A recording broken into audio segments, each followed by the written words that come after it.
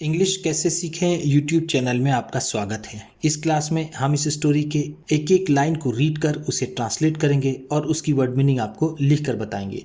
लिखने से वो वर्ड मीनिंग आपके दिमाग में ज़्यादा समय तक रहेगी और साथ में हम आपको ग्रामर से जुड़ी, टेंस से जुड़ी छोटी छोटी बातें भी बताएंगे, जिससे आपको इंग्लिश आसानी से समझ में आने लगे। इस वीडियो में ढेर सारी वर्ड मीनिंग्स हैं जिसे हम डेली बोलने में यूज़ कर सकते हैं। इसी के साथ आप कर दीजिए इस वीडियो को लाइक और मैं करता हूँ शुरू। माई वरीज वर इंक्रीजिंग, मेरी चिंताएं बढ़ रही थीं। माई का मतलब है मेरी, वरीज चिंताएं, वर थी, इंक्रीजिंग बढ़ रही। इंक्रीज का मतलब होता है बढ़ना, वर इंक्रीजिंग है तो बढ़ रही थी। The boy at the shop, दुकान वाला लड़का। बॉय का मतलब होता है लड़का, शॉप दुकान। वॉज बिकमिंग हो रहा था, बिकमिंग का मतलब है हो रहा, वॉज था। मोर क्लैमरस, और ज़्यादा शोर मचाने वाला। मोर का मतलब है और ज़्यादा। क्लैमरस शोर मचाने वाला, शोर मचाने वाला, या फिर जिसे हम कह सकते हैं डिस्टर्ब करने वाला। ऐसे तो क्लैमरस का मतलब होता है नॉइजी, नॉइसी का मतलब होता है शोर मचाने वाला या फिर शोर करने वाला, लेकिन हम यहाँ इसे कहेंगे डिस्टर्बिंग। दुकान वाला लड़का और ज़्यादा डिस्टर्बिंग हो रहा था। माई सेल्स वर पुअर, मेरी बिक्री खराब हो रही थी। माई का मतलब है मेरी, सेल्स का मतलब यहाँ पर है बिक्री, वर थी, पुअर का मतलब खराब। पुअर का मतलब बेचारा भी होता है, पुअर का मतलब गरीब भी होता है और पुअर का मतलब खराब भी होता है। एज द रेलवेज, क्योंकि रेलवेज, एज का मतलब है क्योंकि, रेलवेज वर एडमिटिंग, ले रहे थे। वर का मतलब थे, एडमिटिंग का मतलब होगा ले रहे, एडमिट कर रहे थे, ले रहे थे। मोर पेडलर्स, और ज़्यादा विक्रेताओं को। मोर का मतलब है और ज़्यादा, पेडलर्स का मतलब जो घूम घूम करके सामान बेचते हैं स्टेशंस पर उसे, या फिर जो स्टॉल लगाते हैं उसे पेडलर्स कहते हैं। तो यहाँ पर हम कह सकते हैं पेडलर्स को स्टॉल लगाने वाले, क्योंकि रेलवे और ज़्यादा स्टॉल लगाने वालों को ले रहा था। ऑन द प्लेटफॉर्म्स, प्लेटफॉर्म्स पर, जैसा हम जानते हैं रेलगाड़ी का प्लेटफॉर्म होता है, वहाँ पर चीज़ें बिकती हैं, वहाँ से आदमी आते हैं, रेलवे ट्रैक पर ट्रेन चलती है, ये सारी चीज़ें हमें पता है। माई कैश रिसिप्ट्स, मेरी नगद की रसीदें। कैश का मतलब होता है नगद, रिसिप्ट का मतलब रसीद, जो रसीदें थी मेरे नगद की। वर गोइंग डाउन, वो नीचे जा रही थी। गोइंग डाउन का मतलब नीचे जा रही थी, नीचे जा रही थी या फिर कम हो रही थी। एंड माई क्रेडिट सेल्स, और मेरी उधार की बिक्री। क्रेडिट का मतलब है यहाँ पर उधार, सेल्स बिक्री, और मेरी सेल्स की बिक्री। अलोन फ्लरिश्ड, सिर्फ यही बढ़ती थी। अलोन का मतलब है सिर्फ, फ्लरिश बढ़ती थी। मेरी नगद की बिक्री कम, उधार की बिक्री ज़्यादा हो रही थी, हम ऐसा कह सकते हैं। द होलसेल मर्चेंट्स, थोक विक्रेता। होलसेल का मतलब है थोक, मर्चेंट्स का मतलब होगा यहाँ पर व्यापारी, थोक विक्रेता के व्यापारी। हु सप्लाइड मी, जो मुझे देते थे। हु का मतलब है जो, सप्लाइड देते थे, मी मुझे। विथ गुड्स, सामानों को। विथ गुड्स का मतलब होगा सामानों को। ध्यान दीजिएगा, ये GOOD, गुड का मतलब होता है अच्छा, और गुड्स अगर इसी में एस लग जाए, इसे प्लूरल बना दिया जाए तो ये हो जाता है सामान। स्टॉप्ड क्रेडिट टू मी, मुझे उधार देना बंद कर दिया। स्टॉप का मतलब होता है बंद करना, स्टॉप्ड है तो बंद कर दिया। क्रेडिट टू मी, मुझे उधार देना।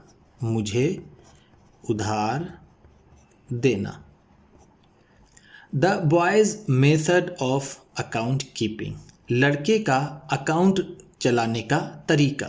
बॉयज़ का मतलब है लड़के का,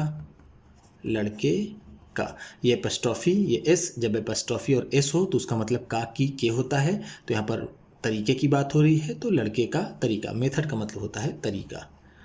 ऑफ अकाउंट कीपिंग, अकाउंट चलाने का। वॉज सो क्योटिक, बड़ा ही उलझाव भरा था। क्योटिक का मतलब होगा उलझाव भरा, उलझाव भरा। सो का मतलब बहुत। दैट कि आई डिड नॉट नो, मैं नहीं जान पाता था। नो का मतलब होता है जानना और डिड नॉट नो है तो मैं नहीं जान पाता था।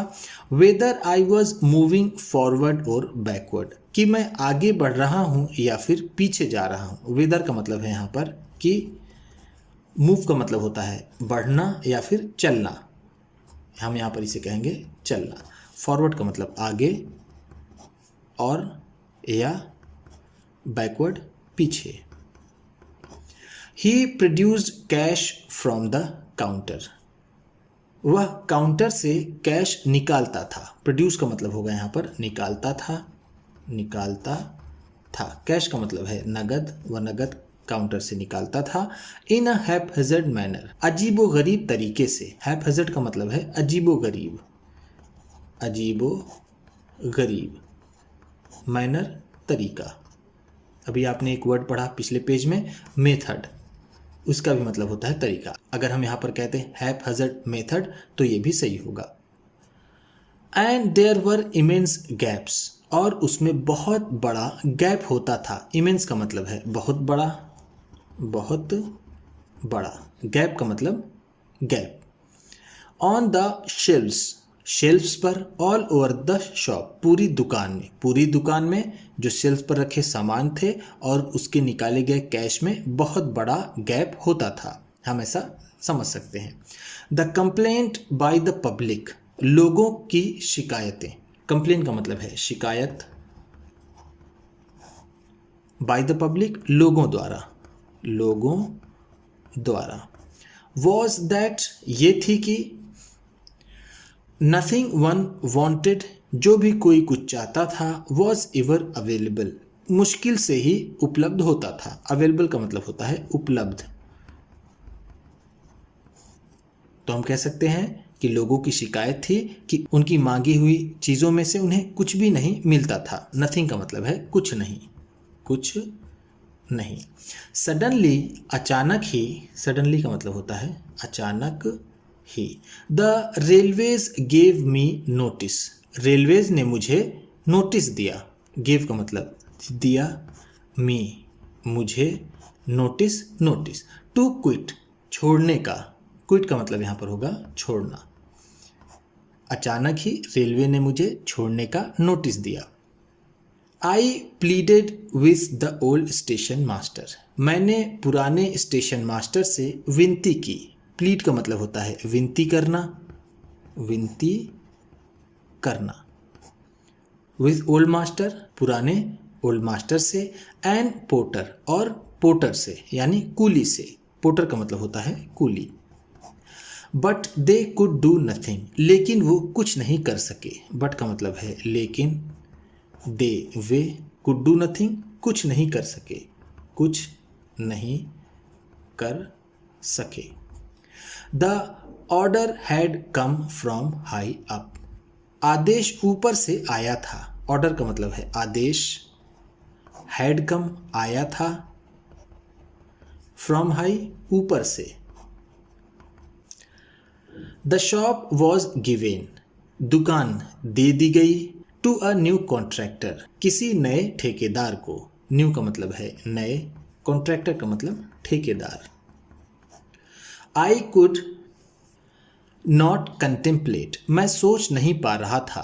कंटेम्पलेट का मतलब होता है सोचना, जिसे हम इजी इंग्लिश में थिंक कह सकते हैं। अगर हम यहाँ पर कहें आई कुड नॉट थिंक तो मैं नहीं सोच पा रहा था। The prospect of being cut off, अलग होने की आशा।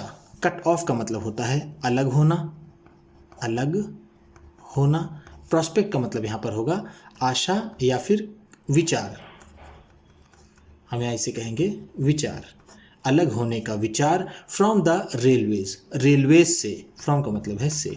मैं रेलवे से अलग होने का विचार नहीं कर पा रहा था, ऐसा हम कह सकते हैं। आई ग्रीव डिस्परेट एंड एंग्री, मैं हताश और क्रोधित हुआ। ग्रीव डिस्परेट का मतलब होगा हताश हुआ, हताश हुआ। डिस्परेट का मतलब होता है हताश या फिर निराश होना। एंग्री का मतलब क्रोधित। आई शेड टीयर्स, मैंने आंसू बहाए। शेड टीयर का मतलब होता है आंसू बहाना, आंसू बहाना। मैंने आंसू बहाए। At seeing a new man, नए आदमी को देखकर। सीइंग का मतलब है देखकर।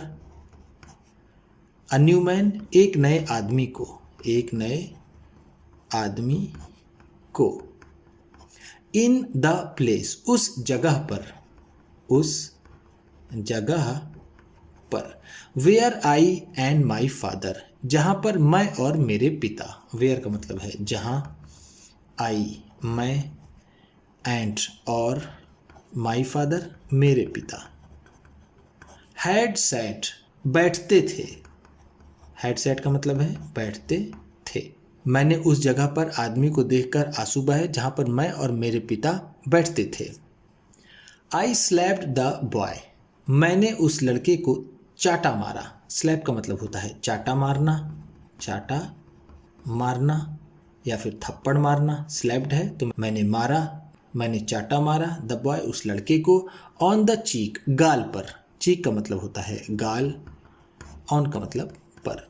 एंड ही क्राइड, और वो रोया या फिर और वो चीखा। क्राई का मतलब होता है रोना या फिर चीखना। क्राइड है तो वो रोया। एंड हिज फादर, और उसके पिता। द पोटर, जो एक कूली थे।